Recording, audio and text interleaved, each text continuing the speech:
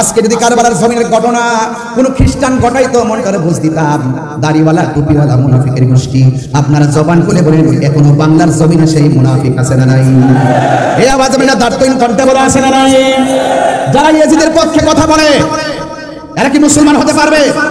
এখনো আমাদের মতো মাইক ধরে বলে ইয়াজিদের নাকি কোনো দোষ নাই, ইয়াজিদ নাকি তাহাজ্জুদ গুজার, ইয়াজিদ নাকি অনেক নফল নামাজ পড়তো। এরা হলো বাংলার জমিনে ইয়াজিদের বেতাত্তা। কথা বলেন ঠিক কিনা বলেন? এদের সাথে হুসাইনি কাফেলার কোনো সম্পর্ক থাকতে পারে না। আজকের ধারা নতুন নয়।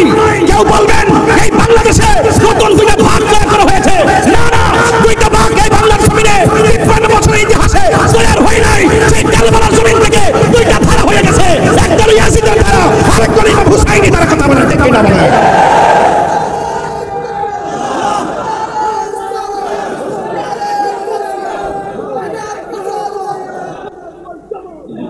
পরিষ্কার কথা হলো, কনসেপ্ট ক্লিয়ার। আমরা আহলে বাইত রাসূল সাল্লাল্লাহু আলাইহি ওয়াসাল্লামকে ভালোবাসি জানের চাইতে কম না বেশি? আরো বড় কম না বেশি?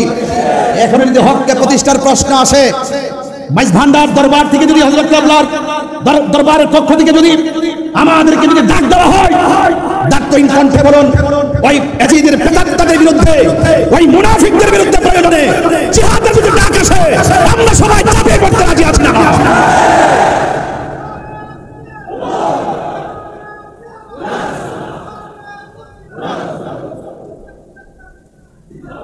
অনুরোধ করে বলবো, ইমানের দাম অনেক বেশি। আমরা সুন্নিদেরকে ডলার দিয়ে কিনা যায় না। যারা ডলারের কাছে ইমান বিক্রি করে তাদেরকে আমরা ইমানদার বলবো, দূরের কথা মুসলমানই মনে করি না। কথা বলেন ঠিক কিনা বলেন? আমরা কখনো ইমান বিক্রি করি না। হকের লড়াইয়ে হককে প্রতিষ্ঠার প্রশ্নে আমরা আপুসহীন যোদ্ধার নাম। ইনশাআল্লাহ আমাদের হৃদয়ে ইমাম হুসাইনের চেতনা আছে না নাই? আরো বড় করে আছে না নাই? ইমাম আলী মুকাম ইমাম হুসাইন রাদিয়াল্লাহু তাআলা আনহু তিনি কারবালা গিয়েছেন, যে আচরণ তারা করেছে এখনো পর্যন্ত অনেকে যারা ইয়াজিদ প্রীতি আর ইয়াজিদের বন্দনা গায়, যারা ইয়াজিদকে আড়াল করতে চেষ্টা করে, তাদের সঙ্গে কি সুন্নি মুসলমানের কোনো সম্পর্ক আছে? আমাদের কোনো সম্পর্ক আছে? ইমাম হুসাইন রাদিয়াল্লাহু তাআলা আনহু তিনি কারবালায় গিয়েছেন, যাওয়ার পর কি করেছে? যেই নবীজি সৃষ্টি না হলে, যারা সৃষ্টি না হলে, যারা সৃষ্টির ওসিলা না হলে, যারা সৃষ্টির মূল না হলে ফুরাতের পানি হতো না। কথা বলেন না কেন? তাদের জন্য পানি বন্ধ করে দিয়েছে। এটা কি মেনে নেওয়া যায়? এটা কি মেনে নেওয়া যায়? আমার ভাইরা, আমরা কখনো সেটা বরদাস্ত করতে পারবো না। আল্লাহর হাবিব সাল্লাল্লাহু আলাইহি ওয়াসাল্লামের প্রাণ প্রিয় আদরের দুলাল, যাদের প্রতি মহব্বত না রাখলে জান্নাতের আশা করা যায়? আশা করা যায়? সেই ময়দানে যাওয়ার পরে ইমাম হুসাইন রাদিয়াল্লাহু তাআলা আনহুর সামনে ওই মুনাফিকরা যারা ইমামে মুসলিম ইবনে আকিল রাদিয়াল্লাহু তাআলা আনহুর পিছনে ইক্তাদা করেছিল, এমন বহুত লোক বায়াত পরিত্যাগ করে ইমামে হুসাইন রাদিয়াল্লাহু তাআলা আনহুর বিরুদ্ধে তলোয়ার ধরেছিল। নাউজুবিল্লাহ বলেন না কেন? শহর বানু বলছিলেন ওরা তো আমাদেরকে ফুলের মালা দেওয়ার কথা, ওরা 1200 চিঠি, এত সুনাম, এত প্রশংসা, এত প্রস্তাব, এমন লিখতে এমন লেখা লিখছেন, যদি আপনি না আসেন, আপনার কাছে বায়াত গ্রহণ না করে যদি আমরা মারা যাই, হাসরের মাঠে আল্লাহর আদালতে আপনাদের বিরুদ্ধে নালিশ করব। চিঠির ভাষাগুলো ছিল এত সুন্দর ভাষা হওয়ার পরেও, তারা এত সুন্দর ভাষা উচ্চারণ করে লেখার পরেও, যাওয়ার পরে তারা যে আচরণ করেছে, এই আচরণ কি মেনে নেওয়া যায়? আরো বড় করে মেনে নেওয়া যায়? তারা সুন্দর করে এমন একটা প্রসেসিং করে তলোয়ার নিয়ে সামনে এসেছে, যেমন ইমামে হুসাইন রাদিয়াল্লাহু তাআলা আনহুর শাহজাদা বড় সন্তান, তিনি বলেছেন, বাবা ওরা আমাদেরকে ফুলের মালা দেওয়ার কথা, ওরা যেহেতু নবীর আওলাদের সঙ্গে দ্বিচারিতা করেছে, মুনাফিকি করেছে, ওয়াদার খেলাফ করেছে, তাদের মুখের ভাষা যতই সুন্দর ছিল, তাদের ভিতর বড় খারাপ, তাদের হাতের লেখা যতই সুন্দর ছিল, তাদের তলোয়ারের ব্যবহার খারাপ। এই জন্য কি করতে হবে? তাদের সঙ্গে লড়াই করতে হবে। ইমাম হুসাইন রাদিয়াল্লাহু তাআলা আনহু তিনি ওই ময়দানের সন্তানকে কি বলেছেন? এখান থেকে আজকে আমার আলোচনাটা শুরু, যতটুকু হযরত কেবলা আমাকে দয়া করেন ততটুকু পর্যন্ত আমি সামনে বাড়তে পারবো, এতটুকু বলেন। আন আলী ইবনে আবি তালিব রাদিয়াল্লাহু তাআলা আন্না রাসূলুল্লাহ সাল্লাল্লাহু তাআলা আলাইহি ওয়াসাল্লাম, আন আলী ইবনে আবি তালিব রাদিয়াল্লাহু তাআলা আনহু قال الحسن أشبه برسول الله صلى الله عليه وسلم হযরত আলী রাদিয়াল্লাহু তাআলা আনহু বলেন আমার সন্তান হযরত হাসান তার শারীরিক স্ট্রাকচারটা এমন ছিল মা বাইনা সদরি ইলার রাসি তার বুক মুবারক থেকে মাথার তালু পর্যন্ত যেই অংশটা ছিল এই অংশটা ডাইরেক্ট ছিল আমার নবীর মতো। হুজুর এখানে আছেন, আমি শুধুমাত্র পড়ে যাচ্ছি। এরপরে বলছেন ওয়াল হুসাইনু আশবাহু বিন নবী সাল্লাল্লাহু আলাইহি সাল্লাম মা কানা আসফালা মিন যালিকা। ইমাম হুসাইন রাদিয়াল্লাহু তাআলা আনহুর বুক থেকে নাভির মূল থেকে নিচের যে অংশটা ছিল এই অংশটা ছিল ডাইরেক্টলি আমার নবীর মতো। বড় করে বলেন না সুবহানাল্লাহ। ইমাম আলী আকবর যখন বললেন বাবা আপনি মাঠে যাওয়ার আগে আমি আপনার আগে যাব, তখন ইমাম হুসাইন রাদিয়াল্লাহু তাআলা আনহু তিনি বললেন হে আলী আকবর তুমি যদি যাও তোমার চাচার যে স্ট্রাকচার ইমামে হাসান মুজতবা রাদিয়াল্লাহু তাআলা আনহু বুক থেকে মাথার তালু পর্যন্ত যেই অংশটা সেই অংশটা ছিল আমার নবীর মতন, এবং নাভিমূল থেকে নিচের যে অংশটা এটা ছিল আমি তোমার বাবার যে স্ট্রাকচারটা এটা ছিল আমার নানার মতন। এখন আল্লাহ পাক তোমার মাঝে এমন একটা নিয়ামত দিয়েছে তোমার কণ্ঠটা শুনতে ডাইরেক্ট আমার নানার মতো। তুমি যদি চলে যাও তাহলে কে আমাকে এত সুন্দর ডাক দিয়ে নানার ডাকের স্বাদ মিটাবো। কিন্তু মনে রাখবেন হকের প্রশ্নে কেউ ঘরে বসে থাকে নাই। আহলে বাইত রাসূল সাল্লাল্লাহু আলাইহি সাল্লাম হককে প্রতিষ্ঠার লক্ষ্যে তিনি রক্ত মুবারক ঢেলেছেন, জীবন মুবারক দিয়েছেন। এইজন্য আমাদের সবার করণীয় আমাদেরকে জীবন দিতে হবে। আমরা জীবন দিতে চাই কি চাই না? আর বড় কেমন চাই কি চাই না? গভীর মনোযোগ। আমি ইমামে আলী আকবর রাদিয়াল্লাহু তাআলা আনহু বলেন বাবা আমি চলে যাব যুদ্ধের ময়দানে। ইমামে হুসাইন রাদিয়াল্লাহু তাআলা আনহু বলেন বাবাজি তোমার কণ্ঠটা শুনতে ডাইরেক্টলি আমার নানার মতো। তুমি যদি চলে যাও কে আমাকে ডাক দিয়ে সেই ডাকের স্বাদ মিটাবে? ইমামে হুসাইন রাদিয়াল্লাহু তাআলার কোন সন্তান ইমাম আলী আকবর রাদিয়াল্লাহু তাআলা আনহু ডাক দিয়া বলেন এ বাবা বিয়াদবরা হককে দাফন করার জন্য তলোয়ার নিয়ে এসেছে। আমরা যদি তলোয়ারের মোকাবেলা যদি জীবন দিয়ে না করি তাইলে আপনার নানা জান মদিনাতুল মুনাওয়ারা থেকে খুশি হবেন না বেজার হবেন। ইমামে হুসাইন রাদিয়াল্লাহু তাআলা আনহু যখন সন্তানের পক্ষ থেকে প্রশ্নের অবতারণা শুনলেন তিনি বললেন বেজার হবে। ইমামে আলী আকবর রাদিয়াল্লাহু তাআলা আনহু ডাক দিয়ে বলেন বাবা তাইলে আপনি আমাকে আর না করবেন না, আমি আপনাকে ডাক দিয়ে জিহাদের ময়দানে যাব, সেখান থেকে আবার এসে আপনাকে আমি প্রাণ ভরে ডাকবো। হাতের মধ্যে তলোয়ার নিলেন, তলোয়ার নিয়ে তিনি যুদ্ধের ময়দানে চলে গেলেন। যুদ্ধের ময়দানে যাওয়ার পরে ওই পাপিষ্ঠ নরাদাম ইয়াজিদের অনুসারীরা ওই বিয়াদবরা এমন ভাবে ডানে বামে সামনে পিছনে আক্রমণ শুরু করলো। আপনারা জবান খুলে বলেন ইমামে আলী আকবর রাদিয়াল্লাহু তাআলা আনহুর গায়ের মধ্যে কি গায়ের জোর না বেলায়েতের জোর? আর জবান খুলে বলেন কিসের জোর? আল বেলায়াতু জিল্লুন নবুওয়াত, বেলায়েত হলো নবুয়তের ছায়া মোবারক। হে বন্ধু এমন ভাবে তিনি যুদ্ধ শুরু করলেন, ডানে আসলেও পারে না, বামে আসলেও একদম পারে না, সামনে আসলেও পারে না। মনে রাখবেন যুদ্ধে জয়ী হওয়ার জন্য সংখ্যা কোনো ব্যাপার না, যুদ্ধের জয় পরাজয় হওয়ার যুদ্ধের জয় পরাজয়ের মধ্যে সংখ্যা কোনো ব্যাপার না। যুদ্ধের জয় পরাজয় নির্ভর করে একমাত্র আল্লাহর উপরে অবিচল আস্থার মাধ্যমে। কথা বলেন ঠিক কিনা? ইমামে আলী আকবর রাদিয়াল্লাহু তাআলা আনহু এমন ভাবে যুদ্ধ শুরু করলো, ডানে বামে সামনে পিছনে এমন ভাবে আক্রমণ করলো। অনেকে যারা ইয়াজিদের পক্ষে কথা বলে আমার তো মনে চায় ওই সমস্ত মৌলবীদেরকে স্যান্ডেল দিয়ে পিটাইতে। কথা বলেন ঠিক কিনা? হায়রে ওরা এমন ভাবে আক্রমণ শুরু করলো ডানে বামে পিছনে এমন ভাবে নবীর আহলে বাইতকে মারার জন্য। হায়রে তোরা কেমন মুসলমান, তোরা কেমন করে নবীর আওলাদের দিকে তীর নিয়ে আগালি রে? হ্যাঁ পাপিষ্ঠ নরদামের গোষ্ঠী শুন শুন। ইমামে আলী আকবর রাদিয়াল্লাহু তাআলা আনহু এমন ভাবে যুদ্ধ শুরু করলেন, কিন্তু বিয়াদবরা সিদ্ধান্ত নিল ডানে গেলেও যেহেতু পারি না, বামে গেলেও যেহেতু পারি না, সামনে গেলে যেহেতু পারি না, পিছনে গেলেও যেহেতু পারি না, তাইলে কি করতে হবে? সবাই সমানভাবে আক্রমণ করতে হবে। আর একটা বিয়াদবে মনে মনে ভাবতেছেন ইমাম আলী আকবর রাদিয়াল্লাহু তাআলা আনহুর কণ্ঠটা যেহেতু নবীর মতো শোনা যায়, ওই কণ্ঠের মধ্যে একটা আঘাত করবে। চিৎকার মেরে বলে না নাউযুবিল্লাহ। এই কণ্ঠের ভিতরে আঘাত করার জন্য একটা বিয়াদব সামনে এগোচ্ছে। আর এসে কি করলো শুনেন, কণ্ঠ মুবারক বরাবর এমন ভাবে একটা তীর মেরে দিয়েছে। হঠাৎ করে বাবার কথা মনে হয়ে গেছে, আমি না আমার বাবারে ডাক দিলে আমার বাবা বড় শান্তি পায়, আমি নাকি ডাক দিলে আমার বাবা তার নানাজির ডাকের স্বাদ খুঁজে পাই। তাইলে আমি কি করব? সোজা আবার বাড়ির দিকে রওনা দিয়েছে। আমি যদি শাহাদাতের নাজরানা যদি আমি পরিবেশন করি তাইলে আমার বাবাকে আর ডাক দেওয়া হবে না। দৌড়াইয়া বাবার কাছে চলে গেলেন। বাবার কাছে গিয়ে বললেন, বাবা, ও বাবা, ও বাবা। ইমামে হুসাইন রাদিয়াল্লাহু তাআলা আনহু ডাক দিয়া কয়, বাবা তুমি যুদ্ধের ময়দানে যাওয়ার সময় কত সুন্দর করে আমাকে বাবা বলে ডাক দিয়েছো, কিন্তু এখন যুদ্ধের ময়দান থেকে এসে আমাকে তুমি ডাক দিচ্ছ, তোমার ডাকটা এখন আগের মতো ক্লিয়ার বোঝা যাচ্ছে না। অর্ধেকটা ডাক যেন হঠাৎ করে হাওয়া হয়ে বের হয়ে যায়। বাবার কাছে যদি বলে আমাকে আঘাত করেছে, বাবা কষ্ট পাবে, মা শহর মানুষ কষ্ট পাবে। আয় রে ইন্দিবিন টাইমে সন্তান বাবার ডাক দিয়ে, বাবা আমি যখন যুদ্ধের ময়দানে গেলাম ওরা আমার কণ্ঠটাকে লক্ষ্য করে আমার কণ্ঠকে ছিদ্র করে দিয়েছে, এই জন্য আপনাকে আমি ডাকতে গেলে অর্ধেকটা ডাক আমার ছিদ্র দিয়ে বের হয়ে যায়। ও ফটিকছড়ির বাবা মাইজবান্ডার দরবারে আসে গেল হযরত কেবলার পাগলের দল, জবানটা খুলে উঁচু আওয়াজ বলেন না, ইয়া হুসাইন। হায়রে আজকে মাইজবান্ডার দরবারে কি প্রেমের খেলা খেলছেন আপনারা। আমার তো মনে হয় ওই সময়ে ইমামে আলী মুকাম ইমামে হুসাইন রাদিয়াল্লাহু তাআলা আনহুর জন্য তারা ফুরাতের কান ধরে পানি বন্ধ করে দিয়েছে।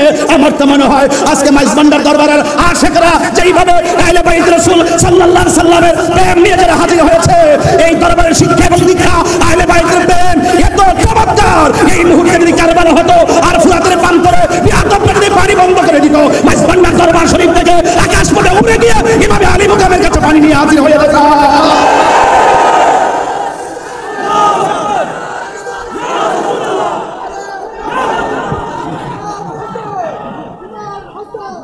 আল্লাহু আকবার বলেন।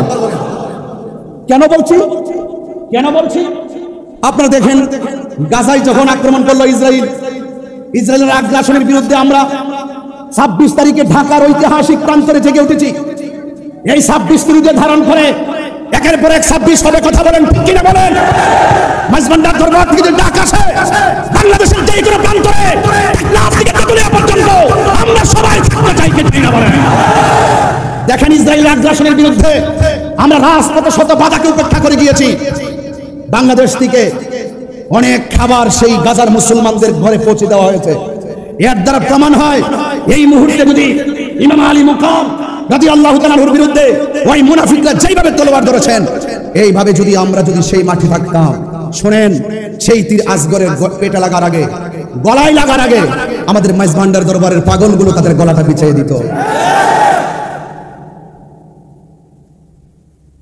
আপনাদেরকে অনুরোধ করে বলবো, আজকের কথা শুধু ঘটনা নয়, আজকের কথা হলো চেতনা। বাঁচতে হলে বাঁচার মতো বাঁচেন, কথা বলেন ঠিক কিনা বলেন। মুনাফিকের জিন্দেগি 50 বছর প্রয়োজন নয়, কথা বলেন ঠিক কিনা। ইমানদারের জিন্দেগি নিয়ে একদিনই যথেষ্ট। ইনশাআল্লাহ বলেন না কেন? আর ইনশাআল্লাহ বলেন না কেন? ডাক দিয়া বলে, বাবা ওরা আমাকে এমন ভাবে গলার মধ্যে আঘাত করেছে, আমি আপনাকে বাবাটা পরিপূর্ণ ডাকতে পারি না। এবার বাবা বিচলিত হয় না, কারণ নবীর আহলে বাইত আমার নবী পাকের আদর্শ বাস্তবায়ন করার জন্য এবং তার নানা জানের কোটি কোটি উম্মতকে নাজাতের উসিলা করার জন্য নিজের রক্ত মোবারক বধু বালু কামাই প্রাণ করে শুকনা মরুভূমির বালির মধ্যে শুকনা বালুতে রক্ত মোবারক দিয়ে ভিজিয়ে নানা জানের কোটি কোটি উম্মতকে জান্নাতে নেওয়ার উসিলা করেছেন, কথা বলেন ঠিক না? এ ভাইরা আমার, ইমামে আলী আকবর রাদিয়াল্লাহু তাআলা আনহু বলেন, বাবা ও বাবা গো, আপনার কাছে কোনোদিন আমি কিচ্ছু চাই না, মেহেরবানি করে আমাকে একটু পানি দেন। কিন্তু কেমন খবর দেখেন রে বাবা, মস্কের ভিতরে পানি নাই, ফুরাতের প্রান্তরে পানি আছে, কিন্তু পানি আনতে দেয় না, বন্ধ করে রেখেছে। কূপের মধ্যে পানি নাই যে পানি পান করাবে। অনেক মানুষ বলে পানি নাই, পানি পান করাইতে পারি না, কিন্তু এই কথাটা আমি কিছুক্ষণের জন্য আড়াল করতে চাই। পানি নাই মানে আনতে পারে না মানে কিসের বন্ধ? খাজা গরিবে নামাজ যদি আনা সাগরে পানি লুকার ভিতরে আনতে পারে, তাইলে কোটি কোটি গুণ পাওয়ার হলো আমার মাওলা হুসাইন, কথা বলেন ঠিক না? আমি আগেই বলেছি, এই রক্ত মুবারকটা গেলে দেওয়ার মূল কারণ কোটি কোটি নবীর পাগলকে জান্নাতে নেওয়ার জন্য, কথা বলেন ঠিক না? সব কথা তো বলতে পারবো না, এত গভীরতা চাইতে পারি না। বুঝার জন্য বলছি। ডাক দিয়া বলে বাবা আমাকে পানি দেন। হুসাইন রাদিয়াল্লাহু তাআলা বলে আমি কেমন বাবা, মস্কের ভিতরে পানি নাই, কূপের মধ্যে পানি নাই, ফুরাতের প্রান্তরে পানি ঢেউ খেলে, কিন্তু আমি পানি আনতে তারা আমারে দেয় না। ও বাবা তুমি আমার কাছে পানি চাইছো, ঠিক আছে তুমি লম্বা হয়ে মাটির মধ্যে শুয়ে যাও। লম্বা হয়ে সন্তান অধীর আশা নিয়ে শুয়ে গেলেন। কই তোমার জবানটা একটু হা করো। এবার জবানটা হা করছেন। ইমাম আলী আকবর রাদিয়াল্লাহু তাআলা বলেন আমি মনে করেছি আমার বাবা আমার মুখের মধ্যে ফুরাতের পানি ঢেলে দিবেন, হয়তো বা মস্কের পানি দিবেন, না হয় কূপের ভিতর থেকে পানি এনে দিবেন। আমি তাকায় দেখলাম বাবা আমার ডাক দিয়া কয় আলী আকবর তুমি আমার কাছে পানি চাইছো, একটু মুখটা হা করো। যেই মাত্র মুখটা হা করলেন ওই মুহূর্তে ইমামে আলী আকবর রাদিয়াল্লাহু তাআলা বলেন বাবা আমারে পানি দেওয়ার কথা বলে নিজের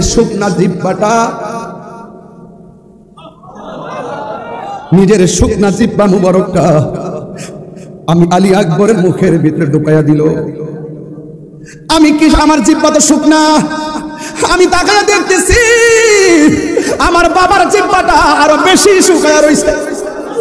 এবার ডাক দিয়া কয় বাবা আমার বাবা আছে বলে আপনার কাছে পানি চাইলাম, আপনার বাবা শরীয়তে পর্দার আড়াল, এত শুকায় থাকার পরেও আপনি পানি মোবারক পান করলেন না, আপনি পানি পেলেন না, আপনার জিহ্বা মোবারক তারা শুকায় রয়েছে।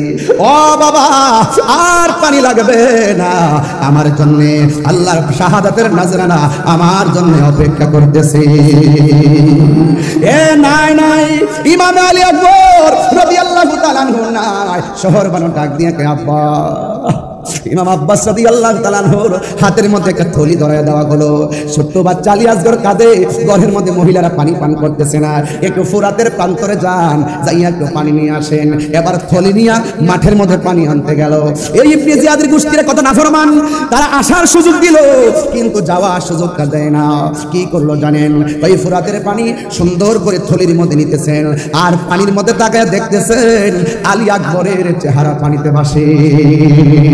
একেবারে সুন্দর করে পানিটা নিলেন, একটু আগে পান করবেন, পান করতে যাইয়া দেখেন ওই পানির মধ্যে হাতের কুশের মধ্যে আলী আকবরের চেহারা পাশে, নিজে পানিটা পান করে নাই।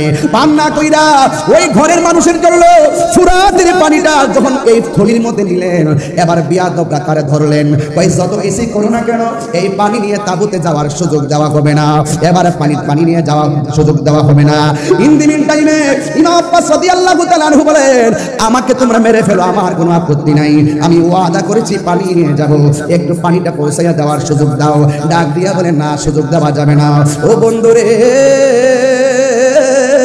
ও মাইজ ভান্ডার দরবারের বাবা, এবার তার আক্রমণ করলো। আক্রমণ করতে করতে করতে করতে তার ওই থলির বরাবর একটা তীর দিয়ে আঘাত করলো। থলির পানিটা আস্তে আস্তে করে যে পানি দিয়া নবীর আওলাদের কলিজা ভিজে নাই, সেই পানি ফুরাতের প্রান্তরের দুধু বালুকাময় প্রান্তর ভিজে গেল। ওই নাফরমানের গোষ্ঠী পানি পান করতে দেয় না, এমন ভাবে আঘাত করলো তার ডান হাতটা কেটে ফেললো। এবার তিনি ব্যাগটা বাম হাতের মধ্যে নিলেন, বাম হাতটা কেটে ফেললো। এবার দাহাত দিয়ে সুন্দর করে কামড় দিয়ে ধরলেন। এই বিয়াদবরা কি করলো? ইন দি মিন টাইমে তার সিনা মুবারকের বরাবর আঘাত করলো। এইভাবে আঘাত করার পর নাই ইমাম আব্বাস নাই, হঠাৎ করে একটা সন্তান যার নাম হলো ওয়াহাব কালবি, ওই ওয়াহাব কালবি তার মা দুখিনীকে ডাক দিয়া বলে ও মা, ইমামে আলী মুকাম ইমামে হুসাইন রাদিয়াল্লাহু তাআলার গুরু সঙ্গীরা যারা এসেছিলাম সবাই একে একে শহীদ হয়ে যাচ্ছে, আমার একটু বিদায় দেন। এই কথা আমি বিগত পরশুদিনও বলেছি, আবারও বলে দিয়ে যায়। ও আপুরে, ইন্দিমিন টাইমে ইমামে হুসাইন রাদিয়াল্লাহু তাআলা আনহু এই যুদ্ধের ময়দানে তিনি প্রস্তুতি নেবেন। আর ওয়াহাব কালবি মাকে ডাক দিয়া বলে ও মা আমি কি করব? মা ডাক দিয়া বলে এ ওয়াহাব কালবি আমি তোমার কি হই? ওয়াহাব কালবি বলে মা হই। আল্লাহু আকবার কেন? মা হয় তাহলে ঠিক আছে আমি তোমার মা। তোমাকে আমি একটা কথা বলি, তুমি হাতের মধ্যে তলোয়ারটা নিয়ে যুদ্ধের ময়দানে যাইবা। ইমামে আলী মুকাম ইমামে হুসাইন রাদিয়াল্লাহু তাআলা আনহু যুদ্ধের ময়দানে যাওয়ার আগে তুমি যুদ্ধের ময়দানে যাইবা, কিন্তু আমি মা তোমাকে একটা কসম দিতে চাই। তাই মা বলে দেন না। মা ডাক দিয়া বলে ও ওয়াহাব কালবি শুনো শুনো, যুদ্ধের ময়দানে তুমি যাইবা, বিয়াদবদের সঙ্গে মুনাফিকদের সঙ্গে অস্ত্র নিয়ে সামনে বাড়বা।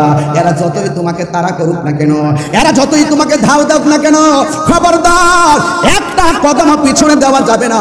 তুমি যদি একটা কদম পিছে দাও তাহলে বাইতে রাসূল সাল্লাল্লাহু আলাইহি সাল্লামের জন্য সামনে যাওয়া যায়, সাহস নিয়ে সামনে যাওয়া যায়, ভয় নিয়ে পিছু হটা যায় না।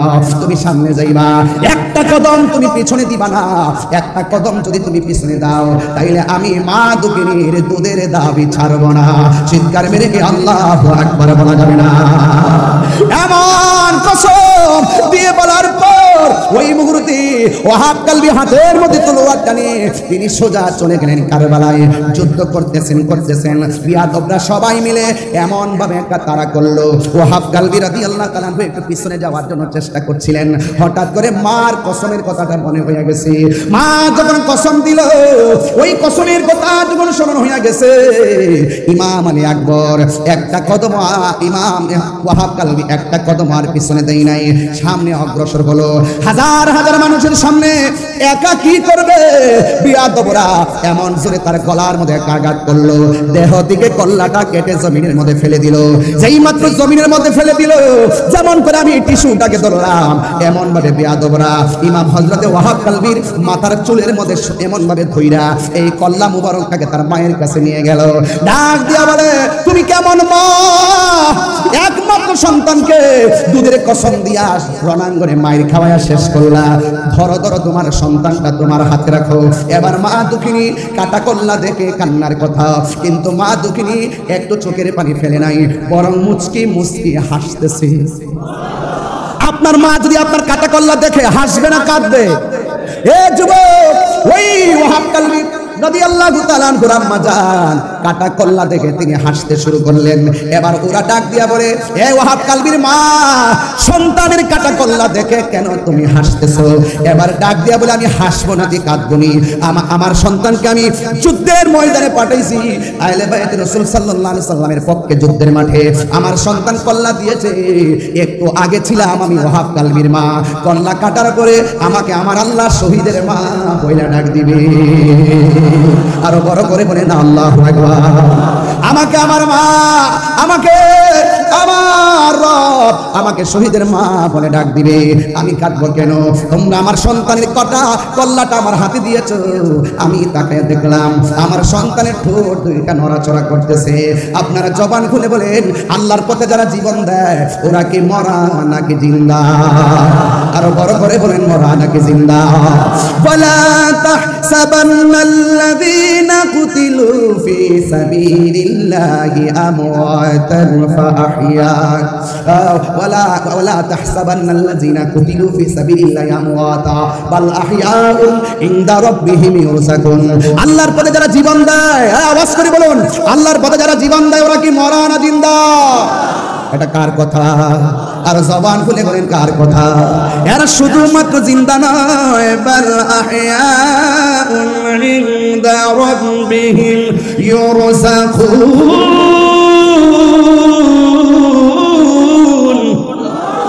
এরা শুধুমাত্র জিন্দা নয়, এরা আল্লাহর পক্ষ থেকে জান্নাতি খাবার খাইতেছে। কথা বলেন ঠিক কিনা?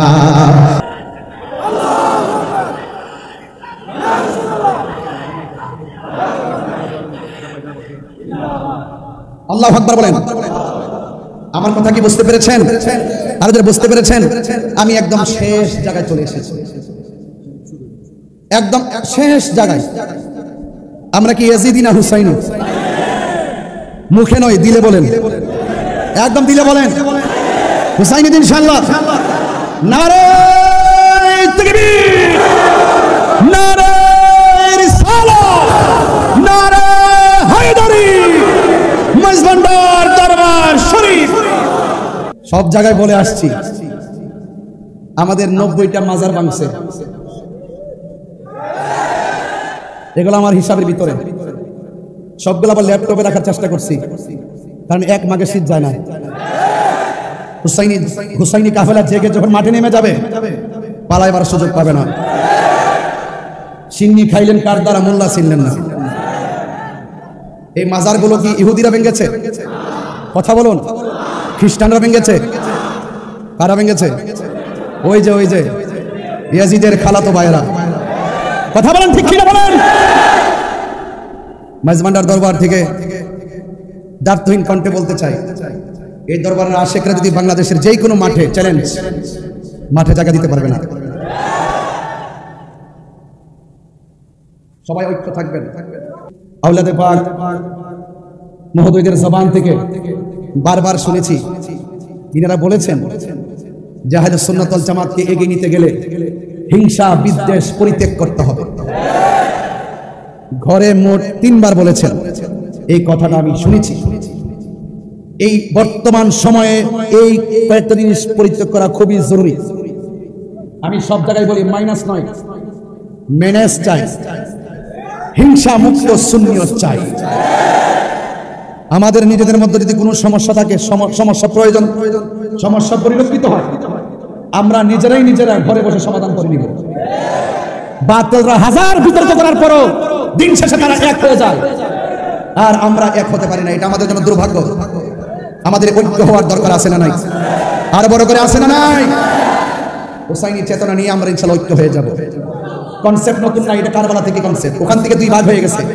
ইমাম, আপনি ইতিহাস তো জানেন না? ইতিহাস তো আমরা সবাই জানি। ইমাম মুসলিম ইবনে আকিলকে যখন শহীদ করা হয়, তিনি বলেছেন আমাকে 2 রাকাত নামাজ পড়ার সুযোগ দাও। সন্তান 2 জনকে যখন শহীদ করা হয়, সন্তানগুলো বলছিল আমাকে 2 রাকাত নামাজ পড়ার সুযোগ দাও। আপনি খবর নিয়ে দেখেন ইমামে আলী মুকাম ইমামে হুসাইন রাদিয়াল্লাহু তাআলা আনহুকে যখন গলার মধ্যে, গলা মুবারকের মধ্যে ছুরি চালানো হয়েছিল, ঠিক ওই মুহূর্তে তিনি অসংখ্য বল্লম তীরের আঘাত নিয়ে বলেছিলেন আমাকে 2 রাকাত নামাজ পড়ার সুযোগ দাও। কেন বলেছিলেন? একটা মাত্র কারণে বলেছিলেন, কারণ ওই মাঠে তারাও নামাজ পড়েছে, তারাও ফুরাতের পানি দিয়ে উঁচু করেছে, তারাও আযান দিয়েছে, তারাও ইকামত দিয়েছে, তারাও জামাতে নামাজ পড়েছে। ইমামে আলী মুকাম ইমামে হুসাইন রাদিয়াল্লাহু তাআলা আলাদা জামাত করে নামাজ পড়ে তিনি বুঝিয়ে দিয়ে গেলেন ওদের নামাজ আমার নামাজ এক নামাজ না। কথা বলেন ঠিক কিনা? আমরা তো সেভাবে বিভক্ত আছি, এটা থাকবে। এটা কি থাকবে? ওই মুনাফিক এখনো আছে না নাই? এই জন্য আজকে এই দরবার থেকে প্রত্যাশা সবার প্রতি একটাই থাকবে, আমরা ইনশাআল্লাহ ঐক্যবদ্ধ মিশন তৈরি করে আহলুস সুন্নাত ওয়াল জামাতকে একটি প্ল্যাটফর্ম উপস্থাপন করে এই বাংলাদেশকে যেভাবে আমরা অতীতে দেখে এসেছি আগামীতে দেখাবো এই দেশের মধ্যে একমাত্র শান্তিপ্রিয় দল আহলুস সুন্নাত ওয়াল জামাত। আহলুস সুন্নাত ওয়াল জামাত সন্ত্রাসীতে বিশ্বাসী নয়। অনেকের আওয়াজ আসতে হয়ে গেছে। আহলুস সুন্নাত ওয়াল জামাত সন্ত্রাসীতে বিশ্বাসী নয়। মাইজভান্ডার দরবার শরীফ থেকে দার্থহীন কণ্ঠে আবার বলতে চাই, আহলুস সুন্নাত ওয়াল জামাত চাঁদাবাজিতে বিশ্বাসী নয়, বোমাবাজিতে বিশ্বাসী নয়, জঙ্গিবাজিতে বিশ্বাসী নয়, জ্বালাও পোড়াতে বিশ্বাসী নয়। আহলুস সুন্নাত ওয়াল জামাত শান্তিতে বিশ্বাসী। আহলুস সুন্নাত ওয়াল জামাত কারো দালালি করে না। আহলুস সুন্নাত ওয়াল জামাত মদিনা ওয়ালার প্রেমের দালালি করে। কথা বলে ঠিক না? কান্দায় না ও ভান্ডারি, মারহাবা বলেন সবাই, দিল মন প্রাণ উজাড় করে দিয়ে বলবেন কান্দায় না ও ভান্ডারি, কান্দায় না ও ভান্ডারি, বুকে নাও আমার, কিছু চাই না শুধুমাত্র চাই, কিছু চাই না শুধুমাত্র কান্দায় না ও ভান্ডারি, বুকে নাও আমার, কান্দায় না ও ভান্ডারি।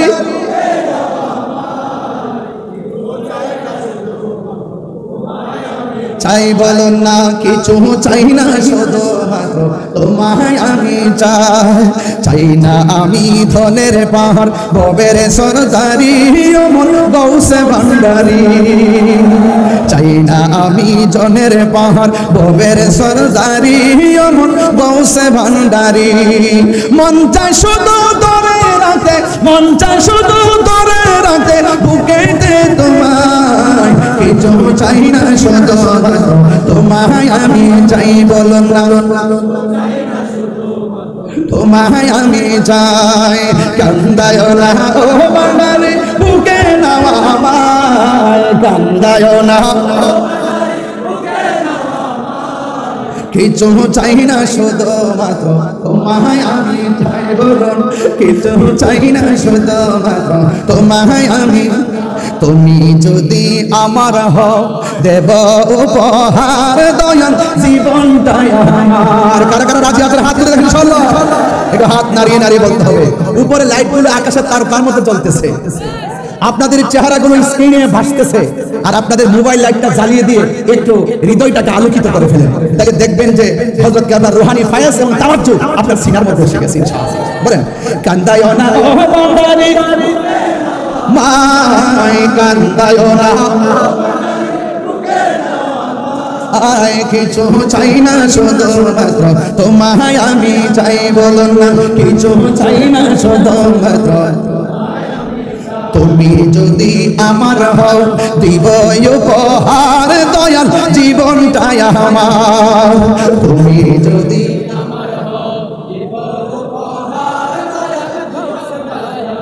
তুমি বললে চলে যাব তুমি বললে চলে যাব যেতাই নাও সেটাই কিছু চাই না শুধুমাত্র আয় কিছু চাই না শুধুমাত্র তোমায় আমি চাই কান্দায় না ও ভান্ডারে কান্দায় না কিছু চাই না শুধুমাত্র কিছু চাই না শুধুমাত্র নয়নে নয়নে রাখার দরকার আছে না নাই তনে মনে খেয়ালে ধ্যানে দরকার আছে না নাই নয়নে নয়নে রাখিব মুর্শিদ তোমায় পাইলে নয়নে নয়নে তোর মাঝভান্ডারি ওর হযরত কেবলা আপনাই পাইলে নয়নে নয়নে একটু মন খুলে উচ্চার করে পড়ুন নয়নে তোমায় পাইলে নয়নে নয়নে হৃদয় সোন সাজাইয়া রাখব তোরে সোহাইয়া হৃদয় সোন সাজাইয়া আর কাউরে শুইতে দিতাম না রে হযরত কেবলা আপনায় পাইলে নয়নে নয়নে রাখিব নয়নে নয়নে আপনায় পাইলে নয়নে নয়নে রাখিব গোপন কথা তোরে কইব মনের দুঃখ বুঝাইব গোপন কথা তোরে কইব মনের দুঃখ বুঝাইব আর কাউরে শুনতে দিতাম না রে মুর্শিদ তোমায় পাইলে আর কাউরে শুনতে দিতাম না রে মুর্শিদ তোমায় পাইলে নয়নে নয়নে রাখিব নয়নে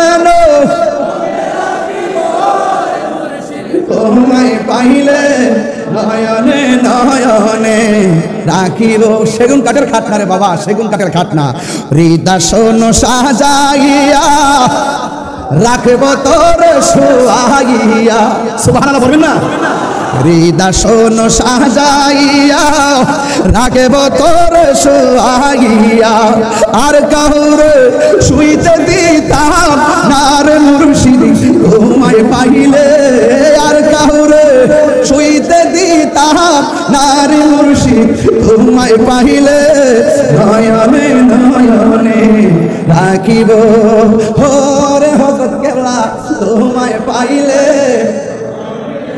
নয়নে রাখিব মুর্শিদ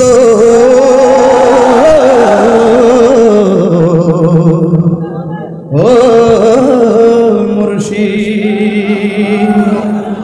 মুর্শিদ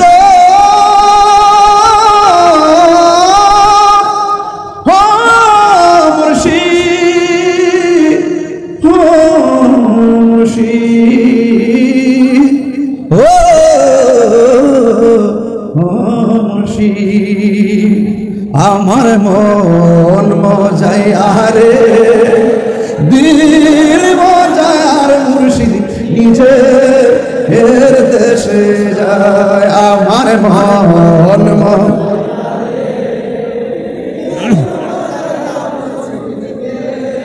এর দেশে যায় আমার মন যায় আরে দিল মজার মুর্শিদ নিজে দেশে যাও ও মুর্শিদ একে আমার ভাঙ্গা ঘর তারপরে লড়ে চল কখন জানি সেই ঘর ভাঙ্গা পড়ে রে আমার নেওয়ারি রে খাঞ্চা বাঁশের বেড়া রে আমার নেওয়ারি রে খাঞ্চা বাঁশের বেড়া রে বাজার লুটিয়া নিলাম চুরাই রে আমার মন দিল মজায়ার মুর্শিদি নিজে দেশে যায় আমার মন দিল মজায়ার মুর্শিদি নিজে দেশে যায়।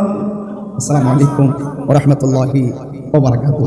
আবার আসিব ফিরে এই মাইজ ভান্ডার হযরত কেবলার দরবারে বারবার আসিব জিয়ারতের নিয়ত ইনশাআল্লাহ। ইনশাআল্লাহ আল্লাহ যেন কবুল করে বলি আমিন।